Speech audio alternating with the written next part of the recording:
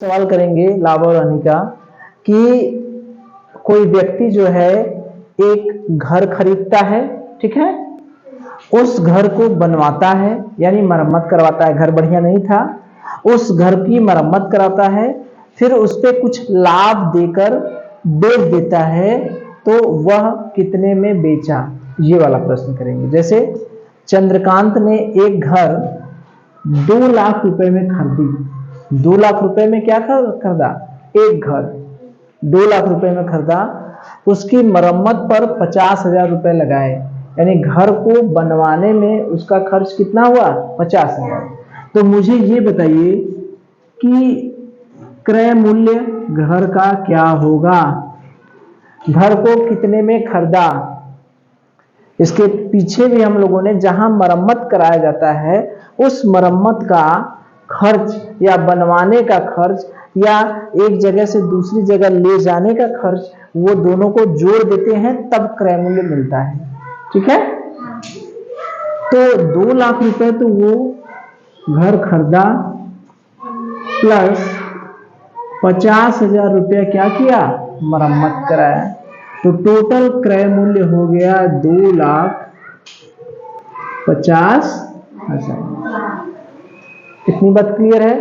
जहां पर भी मरम्मत की बात होगी वहां पर मरम्मत का खर्च खरीदने वाले में जोड़ देंगे तब हमें क्रय मूल्य मिलता है। जैसे साइकिल था, साइकिल की मरम्मत करवाया था, 450 रुपए की साइकिल खरीदा था, 50 रुपए बनवाने में लगा, तो टोटल क्रय मूल्य क्या हुआ साइकिल का? 450 धन 50 यानी 500 रुपया पड़ा ना। तो उसे बेचने पर 20% यानी प्रतिशत जो लाभ है वो है हमारा 20%। तो हमसे क्या पूछ रहा है? हमसे पूछ रहा है विक्रय मूल्य बताइए। हमसे पूछ रहा है विक्रय मूल्य क्या होगा, यानी साइकिल को बेचा कितने में होगा। तो चूंकि प्रतिशत लाभ है तो प्रतिशत लाभ का सूत्र होता है लाभ बटे क्रय मूल्य गुणे क्या होता है? 100। तो क्रय मूल्य हमें पता है, प्रतिशत लाभ पता है, तो क्या यहां से हमको लाभ पता चल जाएगा? अरे भाई क्रय मूल्य हमको पता है ना, कितना है? 2,50,000। प्रतिशत लाभ कितना कमाता है? 20%। तो प्रतिशत लाभ पता है, क्रय मूल्य पता है, तो हमें क्या पता चल जाएगा? लाभ। तो जब लाभ पता चल जाएगा तो विक्रय मूल्य हम नहीं निकाल सकेंगे, क्योंकि लाभ का सूत्र क्या होता है? विक्रय मूल्य में से क्रय मूल्य क्या करते हैं? घटा देते हैं। तो अगर विक्रय मूल्य निकालना है तो हमको क्या क्या चाहिए? लाभ चाहिए और क्रय मूल्य चाहिए। क्रय मूल्य हमें पता था, लाभ ही नहीं पता था, तो यहां से लाभ निकाल लिया जाए। चलिए 20 बराबर लाभ को मान लिए x बटे क्रय मूल्य कितना हो गया? 2,50,000 गुणे 100। 2 जीरो से 2 जीरो कट गया। 2500 में 20 का गुणा करेंगे। 20 गुणे 2500, 25 दूनी 50 पर 3 जीरो, यानी ये हमारा क्या हो गया? लाभ। हमें कितने का लाभ मिला? 50,000 का लाभ मिला, ठीक। अब 50,000 का लाभ मिला तो लाभ बराबर विक्रय मूल्य माइनस क्रय मूल्य वाले सूत्र से हम क्या निकाल सकते हैं? विक्रय मूल्य निकाल सकते हैं कि नहीं? लाभ की जगह कितना रख दें? 50,000। विक्रय मूल्य की जगह क्या मान ले? x मान ले, माइनस क्रय मूल्य की जगह कितना है? 2,50,000।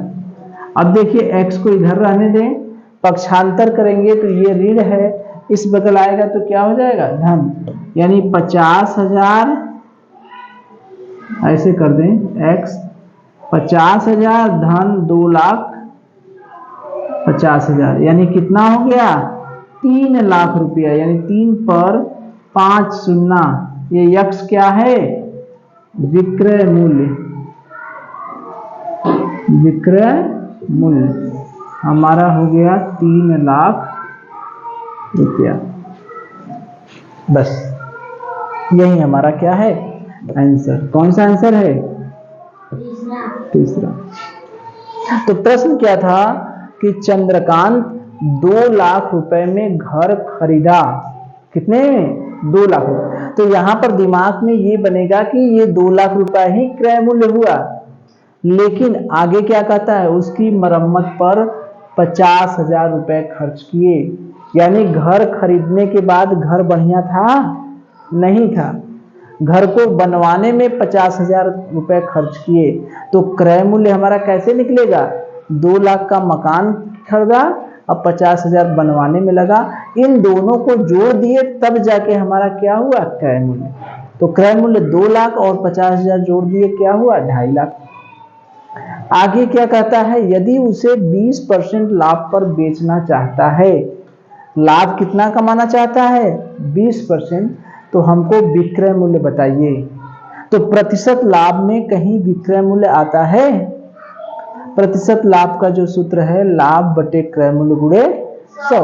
यहां प्रतिशत लाभ पता है, क्रय मूल्य पता है, हम लाभ पता कर सकते हैं। क्यों? तो लाभ पता कर के क्या मिलेगा, क्योंकि जैसे ही लाभ पता करेंगे तो विक्रय मूल्य निकालने के लिए हमको क्रय मूल्य चाहिए और लाभ चाहिए। क्रय मूल्य हमारे पास है 2.5 लाख रुपया, लाभ नहीं पता है। लाभ हम इस सूत्र से निकाल लेंगे, तब फिर ये सूत्र लगा देंगे। 2 ही सूत्र है। तो यहां पर प्रतिशत लाभ की जगह रख दिए 20, लाभ की जगह रख दिए x, क्रय मूल्य की जगह रख दिए 2.5 लाख। ठीक है। अच्छा ये दूसरा, ये तो 30,000 लिखा है ना, दूसरा। ठीक है। तो लाभ की जगह होगा 20, प्रतिशत लाभ की जगह 20, लाभ की जगह नहीं पता है तो उसको क्या मान लेंगे x, बचे क्रय मूल्य क्या हुआ 2.5 लाख गुणे 100। ये 2 जीरो से ये जीरो कट गया तो नीचे क्या बचा 2.500।